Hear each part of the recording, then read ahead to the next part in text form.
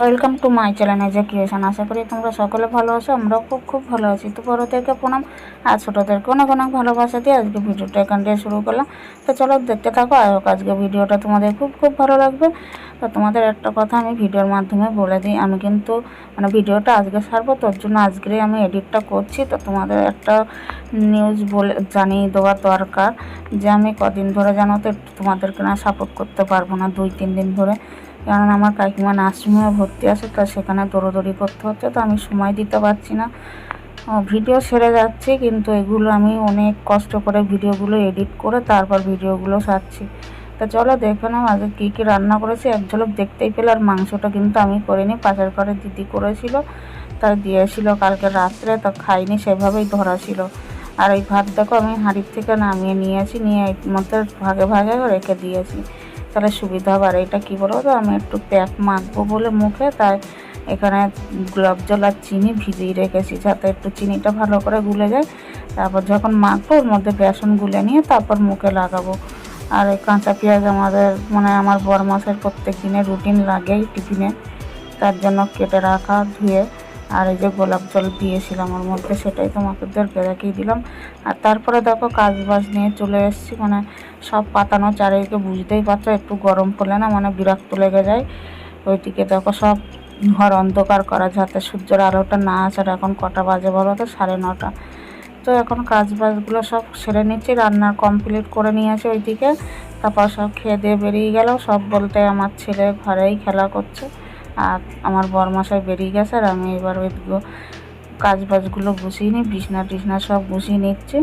আর বিছনার চাদর ফাদর যেন তুলে অন্য সেট পাতলাম, আর কতগুলো কাঁচা ধোয়া বেরিয়েছে, সেগুলোও কাচতে হবে। তো সবটা না তোমাদের সাথে শেয়ার করতে পারি না, কেননা ঘরে যেটুকু কাজ করি সেইটুকুই শেয়ার করি। আর বাইরে কাজ করি যখন, তখন তো আর সম্ভব হয় না যে তোমাদেরকে দেখানোর স্ট্যান্ড লাগিয়ে আর রোদ্রের মধ্যে কাজ করি। এমনিতে ফোনে ভিডিও করলে তো ফোন গরম হয়ে যায়, এবার তার মধ্যে যদি আমি রোদ্দুরে নিয়ে ভিডিওটা করি, তবে আমার ফোনটা আর যদিও বা চলছে, তো 2 দিনেও চলবে না ফোনটা।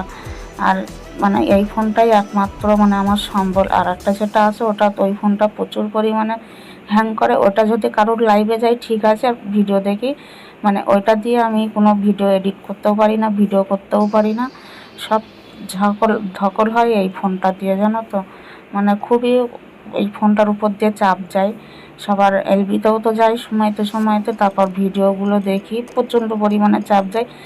এই ফোনটা একটু রেস্ট পায় না, আমরা তো তবু রেস্ট পাই, আর এই ফোনটা জানো তো মোটেও রেস্ট পায় না।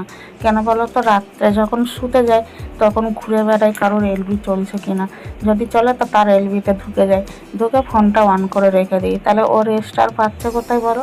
আর যদি আমি ঘুমাই দিনের বেলা, তাও কারোর এলবিতে গিয়ে অন করে রেখে দিই।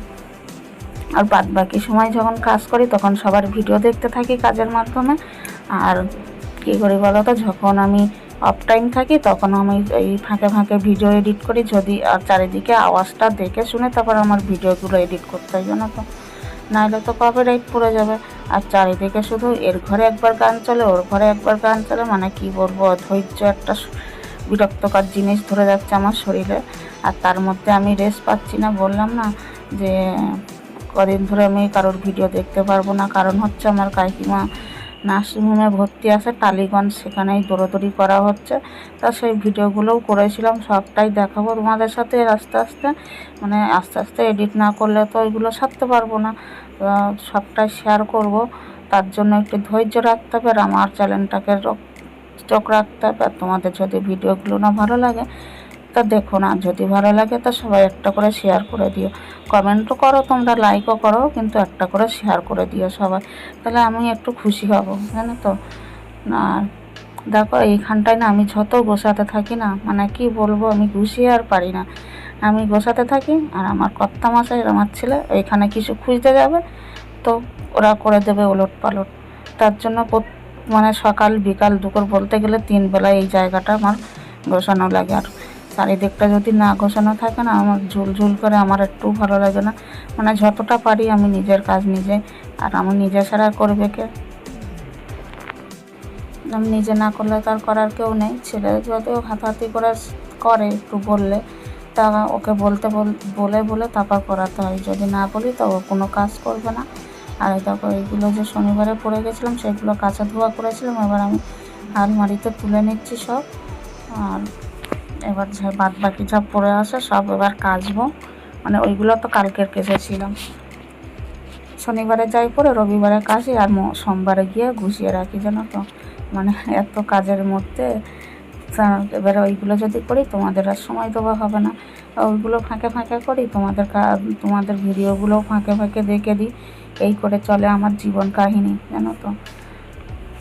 আর তারপরে তো থাকে বাজার ঘাট, রান্না বান্না সবই তো থাকে এক হাতে এ করে, কী করবো বলো। তো দেখো তারপরে বাসন টাসন মেজে চলে এসেছি, ঘরের সমস্ত কাজ সব গুছিয়ে নিয়েছি। আর এখন শুধু কাঁচা ধোয়া ঘর মোছা, ব্যাস এই করলেই হয়ে যায়। তারপরে আবার তোমাদের সময় দিতে পারবো। আর তারপরে চলে এসেছি দেখো সোজা বিকালবেলা। দেখো তোমরা কি জানো এটা কি? আর এই যদি ছাদে কারোর মেলা থাকে তা বলো চুরি করে কে না খাবে। আর এই গন্ধটা যত সেন্টটা হবে না তত যেন মনে হয় যেন ওইগুলো খায়। টক যতই হোক না কেন কিন্তু খেতে কিন্তু দারুণ লাগে। মানে একটু নুন হলুদ দিয়ে যে একটু শুকনো শুকনো ভাব হয়, মানে রসটা টেনে যায়, ওইটা খেতে দারুণ লাগে। কে কে খাও এরকম চুরি করে আমাকে কমেন্টে জানিও। আর এটা আমার না, কিন্তু পাশের ঘরের দিদি আচার করবে বলে তাই নুন হলুদ মাখিয়ে রোদ্দুরে দিয়েছিল। আর এখন তো রোদ্দুর নেই, চলে আসছে, বিকাল হয়ে গেছে, আর আমাকেও তুলিনি। আর আমি চেয়ার নিয়ে যখন ছাদে এসেছি তখন এর গন্ধতে মানে আমার মন প্রাণ পুরো শুয়ে গেছে। আর চোখের সামনে যদি এরকম থাকে, না খেয়ে কে পারে বলো তো। তাই আমি একটু চুরি করে খেয়ে নিচ্ছি। তা চলো আজকে ভিডিওটা কেমন লাগলো লাইক কমেন্ট করে জানিও, আর একটা করে শেয়ার করে দিও। আজকের এখানে শেষ করছি, টাটা বাই বাই, ভালো থেকো সুস্থ থেকো সবাই, আজকের মতন বাই।